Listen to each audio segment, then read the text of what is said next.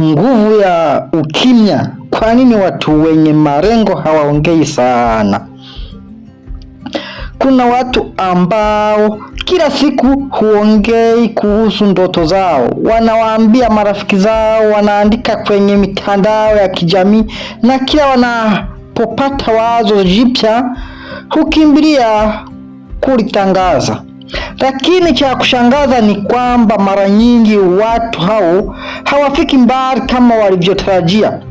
Kwa upande mwingine, kuna watu ambao huishi kwa utulivu, hawaongei sana kuhusu mipango yao, hawajitangazi wala hawahangaiki kutafuta sifa kutoka kwa wengine. Wanafanya kazi kimya kimya, na baada ya muda matokeo yao huanza kuonekana. Ghafla watu huanza kujiuliza, aliwezaje kufika hapa? Je, umewahi kujiuliza kwa nini hali hii hutokea? Kwa nini watu wengi wenye mafanikio makubwa huonekana kuwa watulivu kuliko wale ambao bado wanajaribu kufanikiwa? Je, ukimya ni udhaifu au ni aina ya nguvu ambayo watu wengi hawaielewi? Katika video hii tutajifunza siri ya nguvu ya ukimya. Tutachunguza kwa nini watu wenye malengo hawapendi kuzungumza sana, jinsi ukimya unavyolinda ndoto zao, na kwa nini matokeo yana nguvu kuliko maneno. Kwa hiyo kaa nasi hadi mwisho wa video hii, kwa sababu kila sehemu ina somo ambalo linaweza kukubadili mtazamo wako kuhusu mafanikio. Ukimya ni ishara ya kujiamini. Mtu anayejiamini hahitaji kuthibitisha uwezo wake kwa maneno. Anajua anachotaka na anaamini katika uwezo wake wa kufikia. Hana haja ya kuwashawishi watu kwamba atafanikiwa, kwa sababu anaelewa kuwa mafanikio ya kweli hayaombi ruhusa wala hayataji matangazo. Watu wengi huongea sana kwa sababu wanatafuta kuthibitishwa na wengine. Wanataka kusifiwa kabla hata hawajafanya chochote. Lakini mtu mwenye malengo makubwa hutafuta matokeo, si makofi. Anajua kuwa kila dakika anayopoteza kujieleza ni dakika ambayo angeweza kuitumia kuboresha maisha yake. Si kila mtu atakutakia mafanikio. Hii nayo ni ukweli kabisa. Ufitinaji ndio mwingi katika ulimwengu wa dunia hii tuko nayo. Katika maisha, si kila anayekusikiliza anakutakia mema. Wapo watakukatia moyo, lakini wapo pia watakuona kama tishio.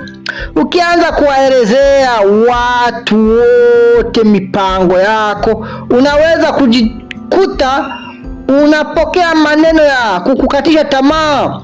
Wengine watasema haiwezekani, wengine watakucheka, na wengine watajaribu kukurudisha nyuma kwa sababu wanaogopa maendeleo yako.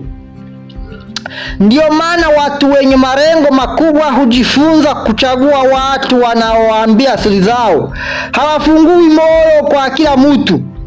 Wanajua kuwa ndoto inapokuwa changa inahitaji kulindwa kama mbegu inayoota ardhini. Mbegu haikui kwa sababu watu wengi wameiona. Hukua kwa sababu imelindwa mpaka ikapata mizizi. Ndivyo ilivyo kwa malengo ya maisha. Ukimya hukupa nafasi ya kufanya kazi. Kila unapoongea kuhusu mipango yako, unatumia nguvu ambazo ungeweza kuzitumia kutekeleza mipango hiyo. Mafanikio hayajengwi kwa maneno, yanajengwa kwa kazi ya kila siku, nidhamu, uvumilivu na kujifunza kutokana na makosa. Mtu mwenye malengo huamka kila siku akiwa na jambo la kufanya. Badala ya kutumia muda mwingine kuelezea ndoto zake, anautumia muda huo kuzisogeza karibu na uhalisia. Anajua kuwa dunia haiwahukumu watu kwa ahadi zao, dunia huwahukumu kwa matokeo yao. Kwa hiyo badala ya kusema nitafanya jambo kubwa, anaanza kulifanya kimya kimya, na siku moja kazi yake huanza kuzungumza kwa niaba yake. Mpito kuelekea sehemu ya pili. Lakini kuna swali muhimu zaidi. Kwa nini wakati mwingine mtu akitangaza malengo yake mapema hupoteza hamsa ya kuyafikia? Na kwa nini ukimya unaweza kuongeza nafasi ya kufanikiwa? Hili ndilo tutalojibu katika sehemu inayofuata.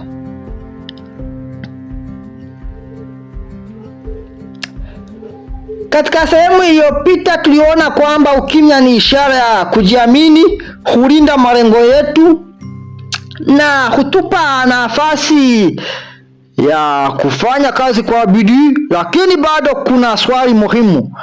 Kwa nini watu wengi hupoteza hamsa mara tu baada ya kuambia wengine mipango yao? Jibu lake linaweza kukushangaza. Kutangaza malengo mapema kunaweza kupunguza hamasa. Wanasaikolojia wamegundua kwamba wakati mwingine mtu anapotangaza malengo yake mapema hupata hisia za kuridhika, kana kwamba tayari amefanikiwa.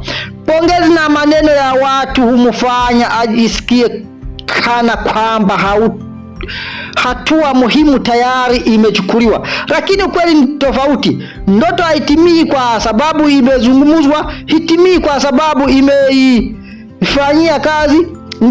umeifanyia kazi ndio inatimia. Ndio maana watu wenye malengo makubwa hawapendi kutangaza kila hatua wanayopanga. Wanajua kuwa kazi ndio huleta mafanikio, si maneno. Ukimya hukufundisha kusikiliza. Katika dunia ya leo, watu wengi wanapenda kuzungumza kuliko kusikiliza. Lakini mtu mwenye hekima anajua kuwa anaweza kujifunza mengi unaponyamaza. Ukisikiliza kwa makini, utaelewa watu vizuri zaidi. Utagundua fursa ambazo wengine hawazioni. Utajifunza kutokana na makosa ya wengine badala ya kusubiri uyafanye mwenyewe. Ndio maana viongozi wengi wenye busara huzungumza kwa kiasi, lakini husikiliza kwa makini. Kusikiliza na elimu ambayo haihitaji ada. Mafanikio yanahitaji nidhamu, sio sifa. Jiulize swali hili. Je, unafanya kazi kwa sababu watu wanakuona au kwa sababu unaamini katika ndoto yako?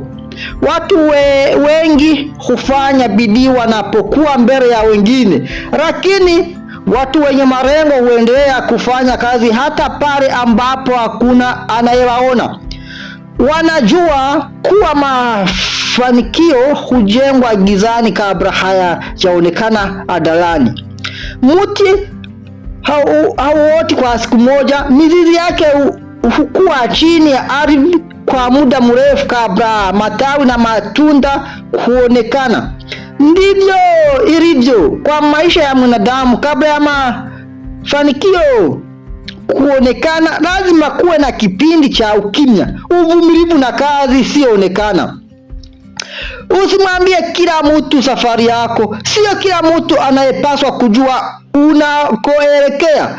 Kuna watu watakutia moyo, lakini wapo wengine watakotumia taarifa zako kukukatisha tamaa au kukukatisha njia. Hekima si kuficha kwa sababu unaogopa. Hekima ni kujua ni nani anayestahili kujua mipango yako. Watu wenye malengo makubwa huwa na mduara mdogo wa watu wanaowaamini. Wanajua kuwa siri ikitoka mikononi mwako huwezi tena kuidhibiti. Wakati wako wa kuongea utawadia. Kunyamaza leo haumaanishi kwamba utanyamaza milele. Kuna wakati wa kupanga, kuna wakati wa kufanya kazi, na kuna wakati wa kusherekea mafanikio. Tatizo la watu wengi ni kwamba wanachanganya hatua hizi. Wanasherekea kabla hawajashinda, lakini watu wenye malengo husubiri mpaka matokeo yaonekane. Na yanapoonekana hawahitaji kujisifu, kazi yao ndio huzungumuza.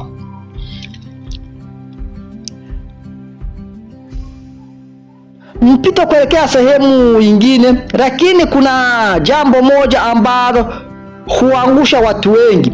Ni tabia ya kuongea kupita kiasi kuhusu mipango yao, mafanikio yao yana hata siri zao. Je, tabia hiyo inaweza kuharibu ndoto zako? Katika sehemu inayofuata tutazungumza makosa makubwa yanayofanya watu wengi washindwe kufikia malengo yao na jinsi unavyoweza kuyaepuka. Kufikia sasa tumeelewa kwamba ukimya hulinda malengo, huongeza umakini na huwasaidia watu wenye malengo kutumia nguvu zao katika vitendo badala ya maneno. Lakini sasa hebu tuangalie makosa ambayo watu wengi hufanya bila kuyatambua. Makosa haya ndiyo yanayosababisha ndoto nyingi kufa kabla hata hazijaanza kutimia. Kuongea sana kupoteza mwelekeo. Mara nyingi mtu anapozungumza sana kuhusu mipango yake, huanza kutumia muda mwingine kueleza kuliko kutekeleza. Baada ya kujifunza ujuzi mpya, anatumia saa nyingine kujadiliana na watu kuhusu kila anachotaka kufanya. Hatimaye siku zinapita, miezi inapita, lakini hakuna hatua halisi iliyopigwa. Watu wenye malengo makubwa huepuka mtego huyu. Wanajua kwamba muda ni mali ambayo haiwezi kurudi. Ndio maana wanapendelea kufanya kazi kuliko kutoa maelezo yasiyoisha. Usichanganye umaarufu na mafanikio. Katika zama hizi za mitandao ya kijamii, ni rahisi kutafuta kuonekana kuliko kutafuta maendeleo. Watu wengi wanataka kila mtu ajue wanachofanya, lakini ukweli ni kwamba umaarufu si sawa na mafanikio. Unaweza kujulikana na usiwe na mafanikio, na unaweza kuwa na mafanikio makubwa bila kujulikana na watu wengi. Watu wenye malengo huchagua kujenga thamani kabla ya kutafuta sifa. Wanajua kwamba heshima ya kweli huja baada ya matokeo. Jifunze kuvumilia kimya kimya. Safari ya mafanikio si rahisi. Kutakuwa na siku ambazo mambo hayatakwenda kama ulivyotarajia. Kutakuwa na changamoto, kukatishwa tamaa, na wakati mingi kushindwa. Lakini mtu mwenye malengo hakimbili kueleza watu kila tatizo analokutana nalo. Anakaa chini, anatafakari, anajifunza kutokana na kosa lake na anaendelea mbele. Huo ndio ukomavu. Nguvu ya kweli si kutolia mbele za watu. Nguvu ya kweli ni kuanguka, kujifunza na kusimama tena. Jizungushe na watu sahihi ama wachane na watu kabisa. Ukimya haumaanishi kujitenga na kila mtu. Unamaanisha kuchagua kwa makini watu unaowaruhusu waingie katika safari yako.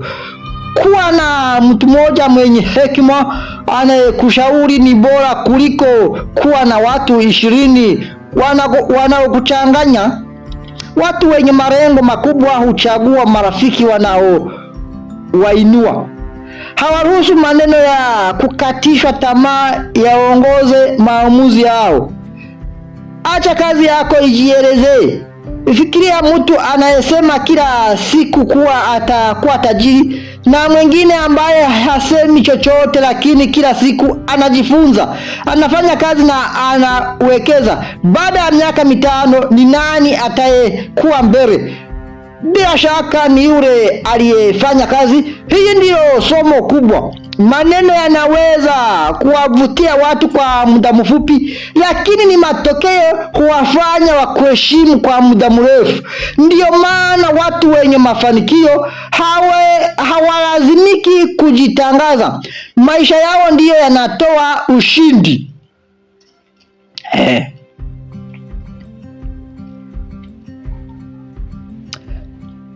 Katika sehemu zilizopita tumeona kuwa ukimya si ishara ya udhaifu, bali ni alama ya hekima, kujiamini na nidhamu. Sasa swali ni hili: unawezaje kuifanya nguvu ya ukimya iwe sehemu ya maisha yako ya kila siku? Hebu tuangalie hatua za vitendo. Zungumza pale tu inapohitajika. Si kila jambo linahitajika maoni yako. Watu wenye hekima hawazungumzi ili kujaza ukimya. Wao huzungumza wanapokuwa na jambo lenye maana. Kabla ya kusema chochote, jiulize maswali haya matatu. Je, ninachotaka kusema ni kweli? Je, kina manufaa? Je, huyu ndio wakati unafaa kukisema? Jibu likiwa hapana, mara nyingi ukimya huwa chaguo bora. Ruhusu matokeo yako utambulisho wako. Katika maisha kuna aina mbili za watu. Kundi la kwanza huzungumza kuhusu kila watachofanya. Kundi la pili hufanya kazi mpaka watu waanze kuuliza walifanikiwa aje. Jiulize, unataka kuwa katika kundi gani? Kumbuka kwamba watu wanaweza kupinga maneno yako, lakini ni vigumu kupinga matokeo yako. Ukijenga tabia ya kufanya kazi kwa bidii kila siku, mafanikio yako yatakuwa wasifu wako bora kuliko maneno yoyote. Ukimya hukupenda amani ya ndani. Mtu anayepambana kila siku kutafuta sifa za watu huishia kwa pressure, lakini anayefanya kazi kwa ajili ya malengo yake huishia kwa utulivu. Anajua kuwa thamani yake haitegemei moyoni ya watu.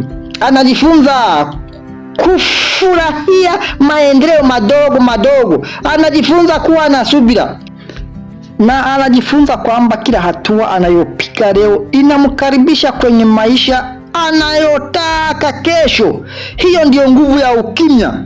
Mafanikio ni safari, siyo tukio. Usikate tamaa kama matokeo hayajaonekana haraka. Wakulima hawavuni siku wanayopanda mbegu. Wanatunza, wanamwangilia na kusubiri kwa uvumilivu. Ndivyo ilivyo kwa ndoto zako. Endelea kujifunza, endelea kufanya kazi, endelea kuboresha uwezo wako, na usikubali kukatishwa tamaa kwa sababu watu hawaoni kila unachokifanya leo.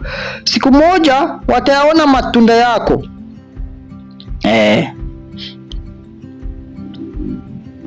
Ikiwa unataka kufanikiwa katika maisha, harakishe kuwafanya watu wajue mipango yako. Harakisha kuifanya kazi yako. Usihangaike watu wakusifie. Jitahidi kujijenga tabia ambazo zitakufikisha kwenye mafanikio. Kumbuka kuwa ukimya si ishara ya hofu, ni ishara ya mtu anayejua anakokwenda.